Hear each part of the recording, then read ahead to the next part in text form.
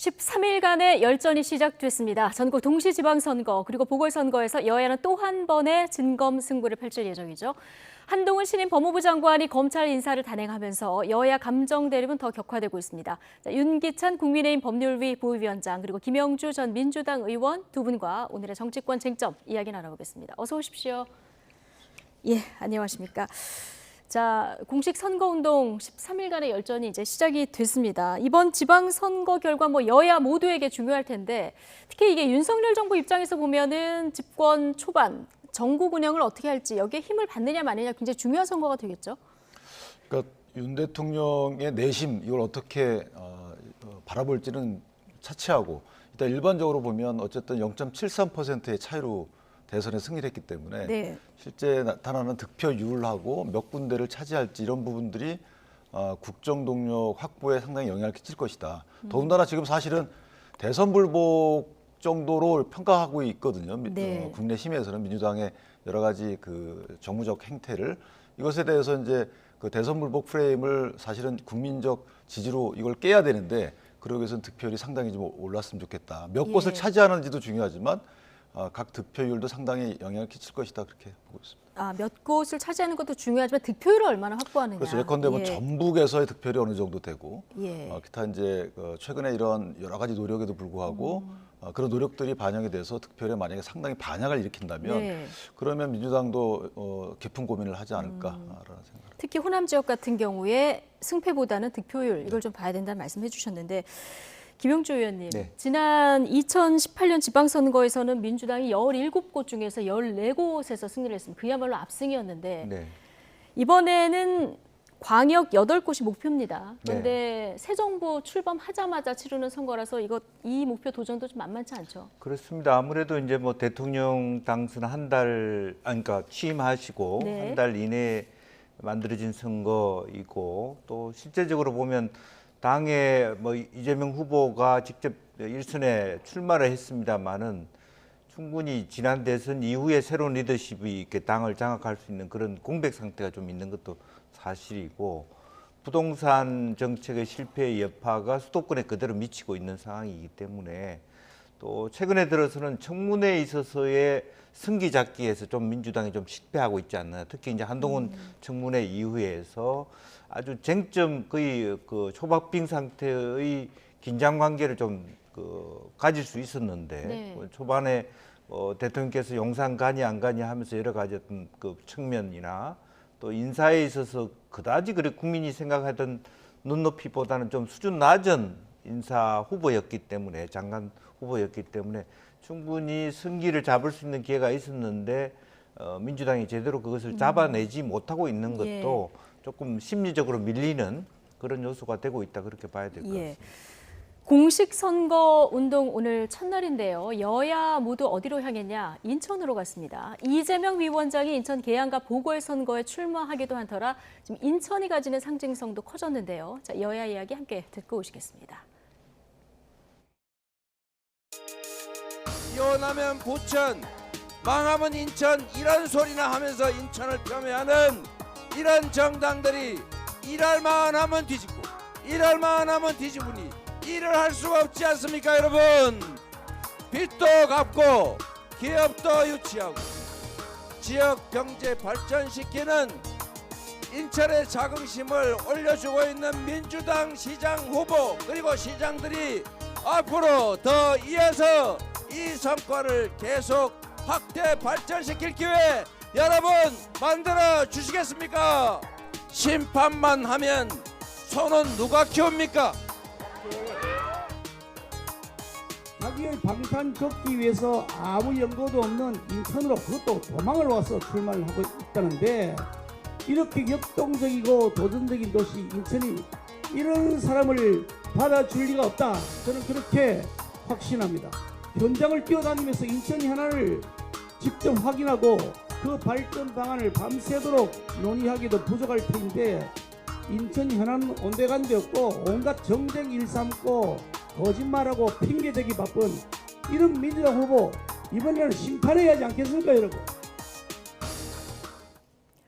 네, 이재명 후보를 직격하는 김기현 위원장 발언까지 듣고 오셨는데 심판만 하면 손을 누가 키우냐, 일할 사람 뽑아달라. 이재명 지금 후보가 계속 이 일할 사람 뽑아달라는 프레임을 가지고 나오고 있는데 지금 본인 선거뿐만 아니라 당 전체 선거를 좀 책임져야 되는 이런 위치 아니겠습니까? 그러다 보니까 뭐 인천시장, 경기도지사 이 결과도 굉장히 중요할 것 같아요. 저는 상당히 인천이 이제 연결고리가 돼버렸습니다. 예. 그러니까 전후방 효과의 중간에 있는 꼴이죠. 그러니까 서울시장 나간 송영길 그 전 대표의 경우에는 인천이 지역구였지만 또 그 이전에 시장을 지냈었거든요. 그러니까 세 번 전에. 네. 그러니까 그 인천시에서 패하게 되면 어쨌든 그 지난 시장을 했던 송영길 대표의 또 과로 또 기록될 수 있는 것이고 그것이 서울시장 선거에 악영향을 끼치는 것이고요. 이재명 지사가 그 현 보궐선거에서 여러 가지 언행에 대해서 또 거기 반박을 하게 되면 그건 또 대장동과 연결이 되기 때문에 또 경기도지사 선거에 영향을 끼쳐요.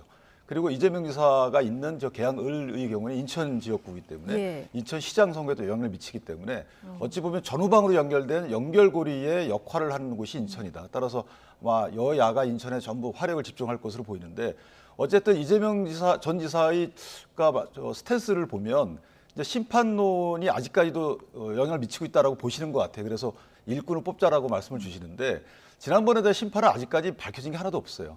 지금 이재명 지사에 대한 여러 가지 협의점에 대해서도 밝혀지고 나서 몇 년 이후에 무고함이 밝혀진 후에 나왔으면 저런 말씀하셔도 돼요. 그런데 지금은 그것이 전혀 의혹이 밝혀지고 있는 중 또는 밝히고자 노력하고 있는 중이기 때문에 저런 말씀이 국민께 어떤 소구력이 있을지는 좀 의문입니다. 예. 자, 이재명 위원장 본인이 출마한 인천 계양을 선거에서는 얼마나 앞서갈지 이것도 관전 포인트인데 최근 나온 여론조사를 잠시 보시겠습니다. 자, 이재명 후보와 윤영선 후보의 지금 여론 흐름상 차이가 한 10%포인트 정도 나고 있는데 이재명 후보는 대선 후보였던 정치 거물이고요. 상대 후보는 거의 정치 신인, 거의 무명에 가까운 후보인데 자, 이거는 김용주 의원님, 인물보다는 구도 싸움으로 인천 계양을은 가고 있다 이렇게 봐야 될까요?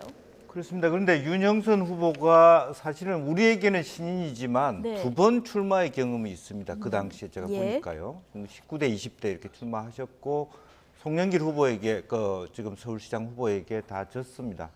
지역에서 뭐 평판을 잘 모르겠습니다만 의사로서 의사회 회장도 하셨고 나름대로 지역 유지로서 활동을 하신 걸로 알고 있어서 오히려 이러한 지방선거 물론 뭐 이렇게 그 시장 선거가 아니고 국회의원 선거입니다만 어쨌든 일관되게 자기 길을 걸어왔다는 측면에서 40% 가까운 그 지지를 받는 것은 어떻게 보면은 이번 그 시간적인 차원 대통령이 당선된 직후에서 치러지는 보궐선거라는 측면에서는 40% 가까운 득표를 말하자면 윤석열 후광 효과를 얻는다면 가질 수 있는 것이다. 그렇게 보고 네. 다만 이제 확장성이 있는 것이냐 하는 문제고 다만 이제 이재명 후보가 저 정도밖에 차이를 못 내냐 하는 것은 의문점이 있습니다만 어쨌든 윤영선 후보가 그 지역에서만큼은 나름대로 일관되게 있어 왔다는 것이 이번에는 오히려 말하자면 소구력을 가질 것이다. 저는 그렇게 봅니다. 그래서 지역에서 저렇게 꾸준히 입지를 다져온 이 부분. 네. 그래서 밖에서 온 사람보다는 지역을 지켜온 사람을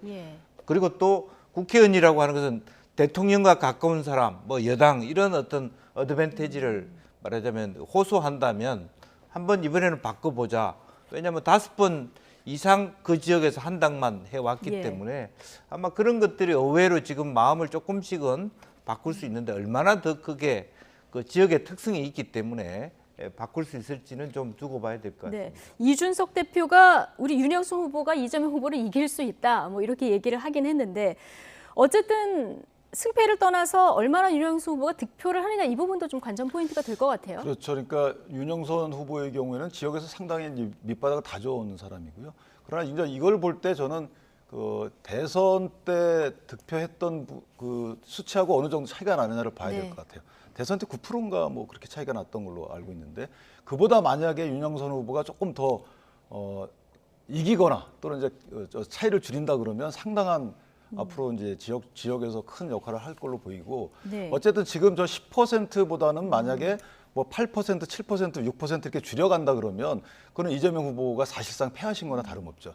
최근 대선 때 얻은 득표보다 못 얻는다면 그러면 그 부분은 선거운동이나 또 이재명 후보에 대한 그동안의 국민적 평가가 달라졌다. 예. 이렇게 봐야 되는 것이기 때문에 저는 오히려 그게 관전 포인트가 아니죠. 사실은 이제 인천의 지역적인 내부 구성을 보면 의외로 충청인들이 많습니다. 그러니까 아, 월남하신 그렇군요. 분이 많고 호남인들이 많은데 결과적으로는 충남 선거, 충남북 선거의 지향 또 왜냐하면 윤 대통령께서 충청에 대한 어떤 본거지를 두고 있기 때문에 충청 민심들이 상당히 적극적으로 똘똘 뭉쳐서 이번에 실제로 윤영석 후보를 지지한다면 상당히 그 격차를 조금 좁힐 수 있는 그런 계기는 될 것 같아요.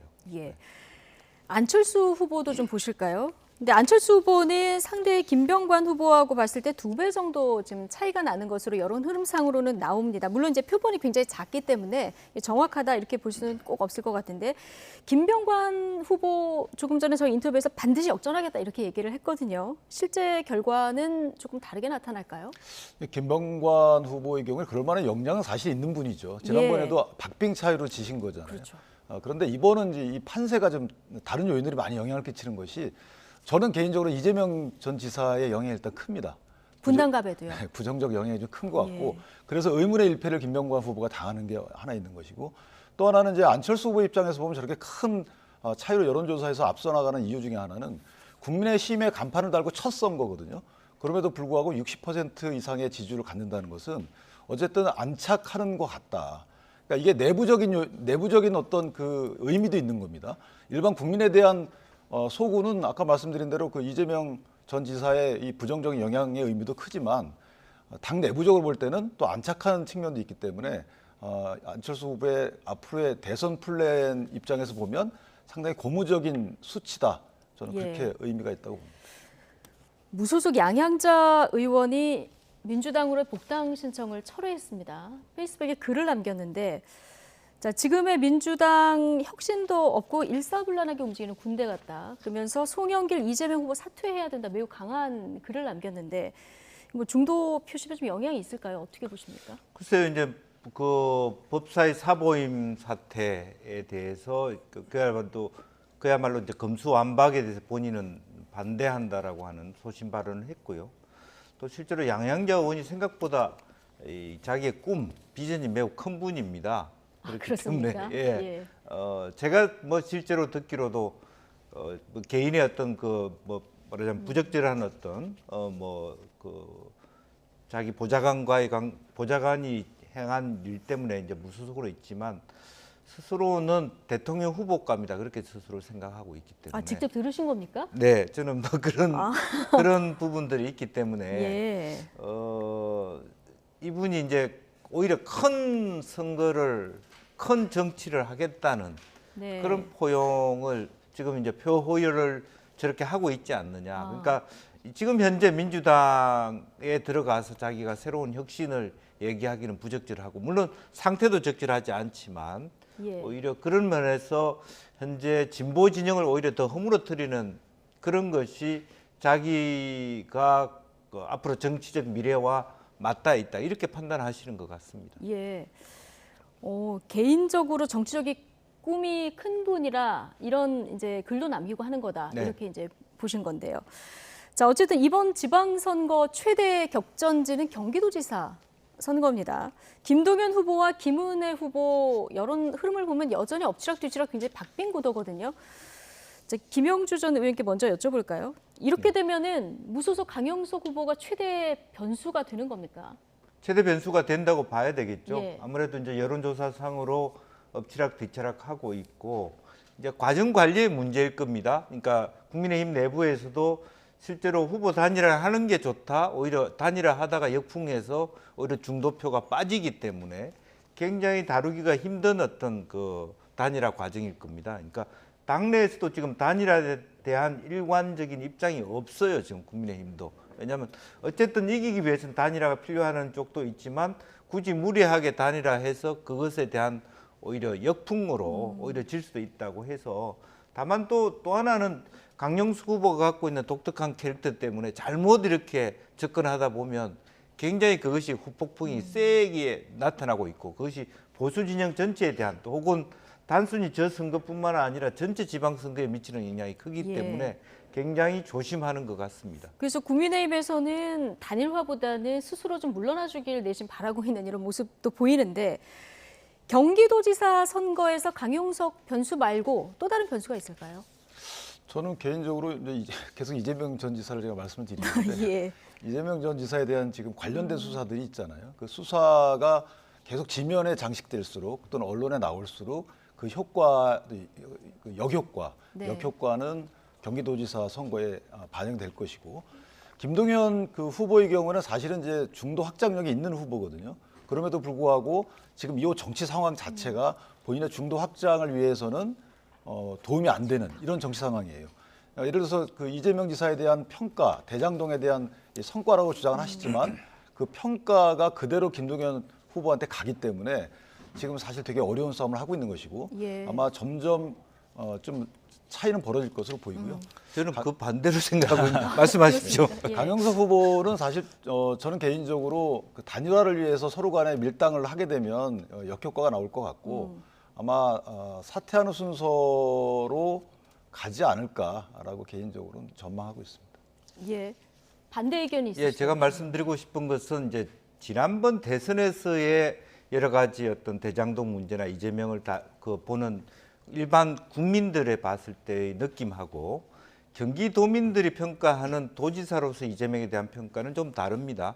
의외로 만족도가 높았다. 예. 경기도민들이 이재명 지사를 평가하는 것은. 그래서 언론에서 외부에서 이재명 지사에 대한 문제점이나 어떤 비리나 현재 어떤 여러 가지 어떤 수사 상황이나 이런 것들이 보여지는 어떤 부정적 효과에 비해서 경기도민들이 생각하는 것하고는 조금 거리가 멀 수 있다. 그렇기 때문에 오히려 역으로 실제로 김은혜 후보가 고전을 치르고 있다. 저는 그렇게 봅니다. 예. 어떤 면에서는 뭐 윤석열 대통령의 힘을 잇고 김은혜 후보가 나왔음에도 불구하고 거의 지지율이 박빙이라고 하는 부분 자체가 물론 뭐 초선이고 여성이고 50대 초반의 어떤 여러 가지 개인적인 뭐 도민들이 봤을 때 함량 미달이는 부분들은 없지 않아 있습니다만은 그럼에도 불구하고 확 치고 나갈 수 없는 부분은 예. 의외로 이재명 도지사에 대한 어떤 만족도가 뒤를 받쳐주고 있다. 저는 그렇게 생각하고 있습니다. 저는 예. 이제 뭐 그럴 수 있어요. 그런데 어쨌든 이재명 전 지사와 김동연 후보의 이 커플하고 김은혜 후보와 안철수 전 인수위원장의 커플하고 그러니까 60%의 지지를 얻는다는 것은 사실은 분당에만 머문다고 보기는 어렵고요. 그래서 이 중도 확장적 이 효과를 갖는 이 커플하고 봤을 때 어디가 조금 더 앞으로 더 전망이 있을까라고 보면 저는 그래도 후자가 아닌가라는 생각. 그렇군요. 이재명 위원장의 전면 등장이 경기도지사 선거에 어느 방향으로 영향을 미칠지 두 분이 다른 견해를 밝혀주셨는데요. 이 부분도 좀 관전 포인트가 될 것 같습니다. 자, 13일간의 열전에 들어간 선거, 지방선거 이야기 좀 해봤고요. 주제를 바꿔보겠습니다. 자, 한동훈 신임 법무부 장관이 취임하자마자 속전속결 검찰 인사를 단행을 했습니다. 지금 윤석열 사단으로 불리는 특수통검사들이 지금 대거 복귀를 하는 이런 상황인데요. 자, 박석원 앵커 리포트 지금 준비가 됐는데요. 잠시 보고 오시겠습니다. 네, 한동훈 신임 법무부 장관이 취임 이튿날인 어제 검찰 인사를 단행했습니다. 윤석열 사단의 전면 복귀와 친문 성향 검사들의 좌천이라는 분석이 우세한데요. 구체적으로 짚어보겠습니다. 먼저 윤석열 사단의 복귀입니다. 공석인 검찰총장직을 대행할 신임 대검찰청 차장검사에 이원석 제주지검장, 그리고 함께 검찰 내 빅3로 불리는 서울중앙지검장과 법무부 검찰국장에 각각 송경호 수원고검 검사, 신자용 서울고검 송무부장이 임명됐습니다. 몇 년을 살펴보면 고검장급인 대검 차장으로 승진한 이원석 제주지검장은 윤 대통령이 검찰총장일 당시에 대검 기획조정부장을 지내며 근거리에서 윤 대통령을 보필했던 친윤 검사로 꼽힙니다. 또 전국 최대 검찰청인 서울중앙지검에 임명된 송경호 검사는 2018년 특수 2부장으로 이명박 전 대통령 관련 수사를 담당했고 2019년 승진했지만 조국 전 장관 일가 사건을 수사한 이후 여주지청장, 수원고검 등으로 좌천된 적이 있습니다. 법무부 검찰국장으로 승진한 신자용 성무부장은 국정농단 특검 시절부터 윤 대통령과 호흡을 맞췄고 최근 한동훈 장관의 인사청문회 준비단 총괄팀장을 맡았던 인물입니다. 반대로 문재인 정부 시절 친정권 검사로 불리던 인사들의 좌천도 눈에 띄는데요. 한동훈 장관이 좌천됐던 한직으로 대거 밀려났습니다. 먼저 법무연수원 연구위원으로 좌천된 이성윤 서울고검장은 서울중앙지검장 재직 시절 당시 채널A 사건으로 고발된 한동훈 장관에 대해 무혐의 처분해야 한다는 수사팀의 보고를 9차례 반려한 것으로 알려졌습니다. 또 법무부 검찰국장 시절엔 한동훈 장관 포함 윤 대통령 측근 검사를 대거 좌천시킨 바 있습니다.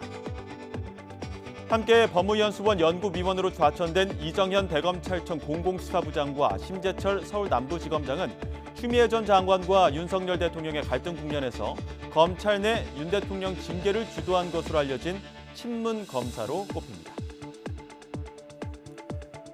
또 윤석열 대통령과 한동훈 장관에 대해 비판 의견을 냈던 임은정 법무부 감찰 담당관, 이번 한동훈 장관 인사청문회에서 민주당 측 증인으로 출석해 검찰 내 윤석열 라인을 저격하기도 했는데요.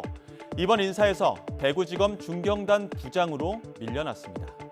법무부는 최근 법안 통과 과정에서 검찰총장, 대검 차장검사 등의 사표 제출로 지휘부 공백과 인사 수유가 있었다며 최소한의 승진, 전보 인사를 실시했다고 설명했는데요. 이에 대해 민주당은 윤석열 사단의 검찰 장악을 위한 전광석화 같은 속도전이다, 어김없는 막장 인사라고 성토하면서 전국은 더욱 얼어붙고 있습니다. 네, 자, 한동훈 장관 취임하자마자 단행된 첫 인사를 좀 정리를 해보고 왔는데, 자, 김용주 의원님, 네. 지금 검찰 빅3의 윤석열 사단이 귀환을 했고요. 검수완박에 대비한 인사다 이런 평가도 나오는데, 어쨌든 지금 수장이 바뀔 때마다 좀 닮은 꼴 인사가 반복된다 이런 지적도 나와요. 글쎄 어떻게 좀 보십니까? 이제 어떻게 보면 그것을 한동훈 장관은 이제 정상화라고 부르고 있는 것 네. 같은데요. 그럼에도 불구하고 제가 우려하고 있는 것은 친윤 검사, 친문 검사 이런 말들이 계속 반복되고 있어서 앞으로 검사 생활을 하려면 어딘가 줄을 서야 되느냐 하는 부분들이 생기게 되고요. 어쨌든 특수통을 해야만 제대로 평가받는 이제 그런 어떤 그 검사 내에서의 마치 성골과 진골이 있는 것처럼 보여지고, 우리가 흔히는 뭐 검찰의 중립 이렇게 얘기하지만 아름아름은 다 라인을 타고 있구나 이렇게 국민들이 볼 수 있는 여지가 있어서 매우 우려스럽습니다. 그리고 검찰 인사를 하자 말자 또 검찰과 다르지만 또 경찰은 경찰대로, 검찰은 검찰대로 마치 과거 정부의 핵심 인사들을 정조준하고 싶은 예. 그런 것과 같은 어떤 모습들을 보이고 있기 때문에 상당히 어떤 야당의 반발 또 전체 국정을 험악하게 만들 수 있는 어떤 배경이 되는 것 같아서 조금 걱정이 앞서고 있습니다. 예, 걱정을 말씀해 주셨는데요. 하태경 의원이 윤석열 사단 특징이 사람의 충성을 안 한다. 지금 배치된 사람들은 죄만 판다. 이렇게 얘기를 하고 있습니다만은 지금부터 살아있는 권력을 수사할 수 있을까? 자, 이런 우려도 일각에서 나오는데 어떻게 보십니까? 근데 이 사람들을 보면 낯익어요. 네. 문재인 정부 출범 이후에 다 중용됐던 사람들이에요. 그때 국정농단 사건을 수사하기 시작해서 그때는 중용해서 열심히 일을 했죠. 그 뒤에 조국 전 장관 등 정권 핵심부 수사를 하자 그다음부터 자춘이 됐던 사람들이에요. 그 말은 뭐냐, 문재인 전 대통령께서 요직에 등용했던 인물들이기 때문에 일단 수사는 잘한다고 봐야지. 그렇지 않으면 자기 모순이 아니겠습니까? 예. 그러니까 수사 능력은 있는 사람들이에요. 그리고 왜 지금 저 사람들을 하면 안 되는지에 대한 다른 논리를 갖다 대야 돼요. 근데 그럴 논리가 아직까지는 없다는 것이죠. 그러니까 이렇게 해봤더니 나중에 보니까 이런 문제가 생기더라. 그럼 그때 비판을 하면 되는 것이고, 요 인사 자체로 비판할 만한 특별한 이유는 없다. 다만 이게 이제 대통령과의 관계가 문제가 될 수 있어요. 대통령이 이전 검찰총장이기 때문에 같이 일했던 사람들이 이제 검찰을 장악하게 되면 견제를 못하는 거 아니냐, 이런 합리적 비판은 가능하죠. 그렇기 위해서 특별감찰관을 임명을 해야 되는 것이고, 예. 그다음에 정보 공개를 막는 형사사건 정보 공개 금지 이 규정도 다 없애야 되는 것이고, 이전에 다 만들었던 거 아니겠어요? 그래야지만 어떤 사건이 수사가 되고 하는 것들을 언론을 통해서 국민들이 알고 견제를 한단 말이죠. 이런 것들 다 풀어서 원위치시키면 되는 것이고요. 또 하나는 어쨌든 이 한동훈 장관이 수사지휘권 행사도 안 한다고 그랬으니까 그렇게 안 하면 되는 것이고, 이런 식으로 시스템적으로 접근을 해서 이 부분을 염려를 없애야 되는 것이지, 인사 자체만 보고 뭐 당신네 편 들어왔다, 너네 편 들어왔다 이런 식의 평가는 이게 계속 지속된다는 것이죠. 예. 문정부에서 임명됐던 사람들 다시 중용하는 게 뭐가 문제겠습니까? 그래서 일단 여기까지는 아무 문제 없다. 그럼 네. 앞으로 어떻게 할 것인지에 대해서 눈을 부릅뜨고 보시면 되는 겁니다. 그래서 예. 문제가 생기면 그때 비판하고 그때 문제 제기를 하면 되는 것이지 지금부터 이렇게 안 하게 되면 어떤 오해를 사냐? 지금 전 정부에 대한 수사를 막기 위해서 그런 거 아니냐는 이런 오해를 산단 말이죠. 예. 그래서 그런 오해를 사지 않기 위해서라도 조금 더 제도적으로 접근할 필요가 있다. 네. 그래서 지금부터 어떻게 하느냐가 중요하다는 말씀을 해주셨습니다. 한동훈 법무부 장관이 증권범죄 합수단도 복원을 시키지 않았습니까? 오늘 이재명 총괄선대위원장도 이건 잘한 일이다 이렇게 이제 평가를 했는데 어떻게 보십니까? 이건 잘한 일입니까? 뭐 두 가지 의미가 있을 것 어떻습니까? 같습니다. 예. 실제적으로 아직도 이제 경찰이 지니고 있는 어떤 뭐 수사 역량은 검찰이 갖고 있는 역량에 비해서 턱없이 부족하다는 측면은 하나 있고요. 또 그동안에 지금 범죄 합수단 같은 것들이 지니고 있는 역량들이 굉장히 큰 거였는데 추미애 장관이 그것을 해서 이렇게 해쳐버림으로 인해서 역량이 부실돼 있다. 이것은 국가적으로 또 국민에게 또 네. 서민에게 좋지 않은 일이다. 그런 의미에서 반대할 이유는 없다라고 생각하고 예. 더군다나 이제 더 이제 지능화되고 고도화된 디지털 금융 범죄 같은 경우도 누군가는 정확하게 뭔가 전문가들이 이렇게 수사를 할 필요가 있다는 것인데 다만 이제 실제적으로 현실적으로 통과된 법안 새로운 어떤 수사권과 기소권의 분리라고 하는 그 기조하고 현재 한동훈 법무부 장관이 하고자 하는 부분에 있어서의 공통 분모나 파이가 얼마나 접점이 이루어져서 정당화될 수 있을 것인가 이런 부분이 남아있는 부분이라고 보여집니다. 예. 이 증권범죄 합수단의 1호 수사가 뭐가 될까? 이 부분도 관심이었는데 의외로 이 사건이 될 가능성도 얘기가 나옵니다. 네, 가상화폐 이게 조금 애매하긴 한데 어쨌든 투자자들이 막대한 손실을 본 이런 사건이긴 합니다. 변호사시기도 하시니까요. 이 루나 코인 사건이 증권범죄 합수단 1호 수사가 될 가능성 그리고 만약에 수사를 하게 된다면 이게 사기 혐의를 적용할 수 있을까 이런 부분 궁금한데요. 어떻게 보십니까? 그러니까 이게 범죄 피해가 되면 이제 합수단에서 수사를 하겠죠. 그럼 네. 단순 손해가 되면 이제 합수단에서 수사 대상이 아닌 것이고. 근데 이제 범죄 피해냐 아니냐는 발행사가 사업 구조를 어떻게 짰는지가 중요합니다.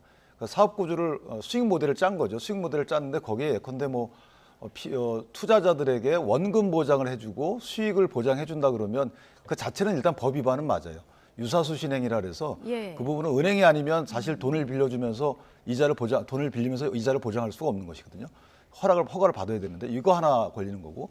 그다음 원금 보장하고 수익 보장이 안 될 수 있는 것이 다른 투자자가 유입이 안 되면 그 돈을 마련할 수가 없다. 그럼 저희가 소위 말하는 폰지 사기가 될 수 예. 있어서 저희가 사업 구조를 정확히 알지 못하지만 만약 그런 형태라 그러면 그런 이제 사기가 될 수도 있는 여지가 있죠. 예. 그다음에 테라까지 이제 같이 연동시킨다면 달러와 1대1 가치를 유지하겠다. 그럼 모든 사람이 달러가 폭락하지 않는 한 이 테라라는 것은 가치가 떨어지지 않겠구나. 예. 또 테라와 연동된 루나도 영향을 미치겠구나.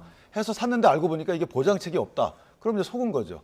이런 여러 가지 기망 요소가 예. 있는데 이것을 어떻게 입증할 것인가에 따라서 사기죄 적용 여부가 결정될 것으로 보입니다. 예. 증권범죄 합수단 한동훈 법무부 장관이 오자마자 부활시킨 건데 여기에 1호 수사가 될지 좀 지켜보도록 하고 어쨌든 한동훈 장관이 임명이 됐고 그 이후에 여러 가지 이제 인사를 포함해서 행보가 속전속결로 이루어지고 있는데 여야 감정 대치는 좀 더 심해지고 있는 것 같습니다. 일단 한덕수 국무총리 인준 표결 내일 진행될 예정인데 민주당에서는 한덕수 총리가 버리는 카드였냐 이런 얘기까지 나오거든요. 어떻게 전망하십니까? 사실은 이제 뭐 그 처음에 이제 한덕수 총리 얘기했을 때는 굉장히 그 좋은 안이었다 이렇게 생각했는데 실제로 보면 퇴임 이후에 총리 퇴임 이후에 기간 동안에 해왔던 어떤 그 김 위원장과의 활동 속에서의 문제점 이런 것들이 부정적인 여론조사의 결과들로 나타나고 있고 또 윤석열 대통령께서는 말은 이제 우리 정부의 총리는 한덕수밖에 없다고 하지만 네. 결과적으로 포결에 들어가서 부결이 될 경우는 대안이 없지 않습니까? 예. 다른 총리를 찾을 수밖에 없는 거고요. 또 그런 차원에서는 명확하게 한계가 있다라고 보여지고 다만 이제 정호영 보건복지부 장관 후보자에 대한 부분들을 사실은 오늘 내일 중에 거치 표명을 어떻게 하느냐 최소한의 뭐 그것은 어떤 걸려 있다고 볼 수는 없겠습니다만 최소한의 윤 대통령이 민주당에 대하여 어떤 전면적인 강경 정책이냐 아니면 부분적으로는 어쨌든 그 보건복지부 장관 후보자에 대하여 실제로 오늘 정도는 예. 자퇴 스스로 뭐 사퇴를 예. 하시든지 정호영 뭐, 후보. 네네 예. 정호영 후보에 대한 어떤 그 지표명에 따라서 예. 내일 뭐 오전 정도로 이루어지는 어떤 민주당 의총에서의 기류가 좀 그냥 강제 당론으로 부결시킬 것인지 아니면 자체적으로 그냥 뭐 예. 맡길 것인지의 그런 부분들이 아마 드러나지 않을까 그렇게 보이십니다. 네, 국회에서는 내일 이 본회의 표결이 주목이 되고요. 모레는 한미 정상회담이 예정돼 있어서 바이든 대통령이 한국에 또 들어오는 날입니다. 자, 정상회담 이후에 바이든 대통령이 문재인 전 대통령과도 만남을 가질 것이다 이렇게 전해졌었는데요. 근데 백악관에서는 또 계획이 없다 이렇게 얘기를 하고 있어서 어떻게 된 건지 참 궁금함을 자아내고 있습니다. 윤건영 의원의 설명 잠시 듣고 오시겠습니다. 바이든 대통령이 보자고 한 연락이 온 건 분명한 사실이고요. 그리고 오늘 아침에 제가 뭐 방송 들어오기 전에 보니 미측 백악관에서 계획이 없다라고 이야기한 것도 사실 같습니다. 분명한 건 문재인 대통령 가만히 계셨다는 말씀이죠. 정확하게는 바이든 대통령이 문재인 대통령과의 관계 그리고 한미 동맹의 그런 상황들을 고려해서 뵙자고 했다가 무슨 상황인지는 모르겠습니다만 오늘 아침 보도에 의하면 백악관에서 그걸 또 그럴 계획이 없다라고 발표했는데 좀 더 확인해봐야 될 것 같습니다. 네, 여러 가지 요인들이 있을 텐데요. 바이든 대통령이 보자고 연락이 온 것도 분명한 사실이다. 그런데 백악관 측에서 계획이 없다고 이야기한 것도 사실이다. 지금 이렇게 얘기를 하고 있어서 김영주 의원께서 추론하시기에는 이게 어떤 상황인 것 같습니까? 글쎄 저는 이제 바이든 대통령이 부통령 시절부터 우리나라를 굉장히 많이 와봤고 또 사실을 알기 때문에 실제로 북미 관계에 있어서도 투트랙 일수 물론 이제 강경책을 쓰지만 한편으로는 인도주의적인 접근할 수 있는 어떤 라인들을 만들어주는 라인의 한편으로 소위 민주당 계열의 사람들을 좀 활용할 수 있는 예. 그런 것에서 문재인 대통령과의 관계 그리고 솔직하게는 현재의 이번 대선에서 윤석열 대통령께서 이기셨지만 당선자께서 이기셨지만 실제적으로 우리나라의 국론이 거의 반북 내에 있기 때문에 윤석열 정부하고만의 대화라고 하는 것이 한계가 있다. 물론 한미 동맹을 문 정부보다 훨씬 말하자면 그 친미한다, 더 강화한다라고 네. 하는 것은 더 좋은 시그널이겠죠. 그건 분명하지만 네. 한국 사회가 분열돼 있고 한 축인 문재인 대통령 진영에 대하여 어떻게 관리하는 것도 중요하다. 이렇게 생각했을 가능성이 있는데 네.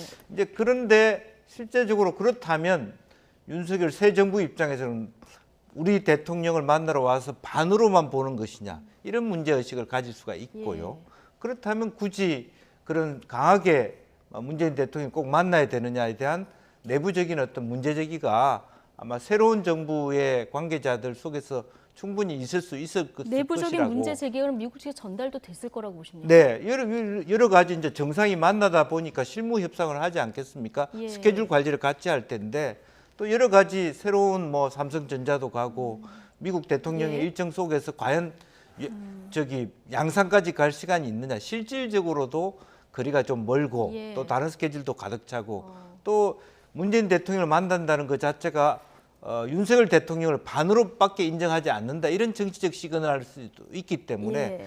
그런 시그널을 주어가면서 바이든 대통령이 문 전 대통령을 만나야 되느냐 하는 예. 것도 아마 바이든 대통령 측에서 제고해야 된 배경이 될 수도 있었을 것 그렇군요. 같다. 김영주 전 의원이 이제 출원 듣고 오셨고 사실 한미 정상회담 다음 날에 전직 대통령과의 만남 일정이 전해졌을 때도 굉장히 독특한 일정이기 때문에 긍부정 양 평가가 다 나왔었는데 어떻게 보십니까? 이례적이긴 하죠. 네. 근데 뭐 만날 수는 있어요. 예. 뭐 여러 가지 조언을 듣고 그럴 수 있는데 문제는 뭐냐면 윤석열 대통령의 대북 정책 프로세스, 비핵화 이루는 프로세스하고 또 미국하고는 같고요. 문재인 전 대통령이 추구했던 비핵화 이루는 프로세스하고 달라요. 그렇기 때문에 이게 정리가 되지 않는 상태에서 만약에 대북 특사회가 나왔다, 그건 좀 상상하기 어렵죠. 예. 정리가 된 이후에 그 다음에는 이제 그 대북 특사도 마찬가지죠. 현 대통령께서 전 대통령께 부탁을 해서 간 것이어야지 미국 대통령이 만약에 문재인 전 대통령을 만나 뵙고 여러 가지 말씀을 준다. 그것도 네. 좀 부적절한 부분이 없지 않아 있어요. 그래서 이거 외교적으로 어떤 게 뭐 신뢰고 관련인지 모르겠지만 어쨌든 대북 정책에 이르는 프로세스가 일단 일치를 해야지만 그다음 단계가 나갈 수 있는 게 아닌가라는 생각을 합니다. 예, 알겠습니다.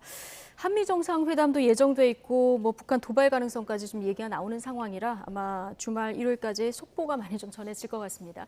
윤기찬 국민의힘 법률위 부위원장 그리고 김영주 전 민주당 의원 오늘 두 분과 정치권 쟁점 이야기 나눠봤습니다. 고맙습니다.